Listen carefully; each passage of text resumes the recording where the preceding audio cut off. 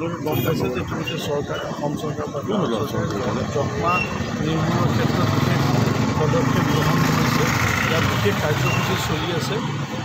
বহুখিনি পৰীক্ষা কৰা হয়, তেওঁলোকৰ স্পুটাম টেষ্ট কৰা হয় আৰু লগতে এই যক্ষ্মা নিৰ্মূলৰ কাৰণে নিশ্চয় মিত্ৰ নামেৰে যোনে সকলোৱে ইচ্ছা কৰিলে একোজন ৰোগীৰ 3 মাহৰ কাৰণে খাদ্য যোগান ধৰিব পাৰে, যাতে পুষ্টিকৰ খাদ্য খোৱাৰ প্ৰয়োজন ঔষধৰ লগতে। গতিকে এইটো এটা প্ৰচেষ্টা অব্যাহত আছে আৰু আজি বিশ্ব যক্ষ্মা দিৱস উপলক্ষে বিশেষ সজাগতা যাত্ৰা। মই ভাবোঁ যে ইয়াৰ দ্বাৰা সজাগ হ'ব আৰু সকলোৱে তেনেকুৱা ধৰণৰ কাহ হৈ থাকিলে যে তেওঁলোকে যাতে পৰীক্ষা কৰায় আৰু আগবাঢ়ি আহে আৰু যক্ষ্মা নিৰ্মূল কৰাৰ ক্ষেত্ৰত ৰাইজে যাতে সহযোগ কৰে, সকলোৱে ওলাই আহে আৰু এটা প্ৰচাৰ হয়। মই আপোনালোকৰ জৰিয়তে এই আহ্বান ৰাইজৰ প্ৰতি জনাওঁ।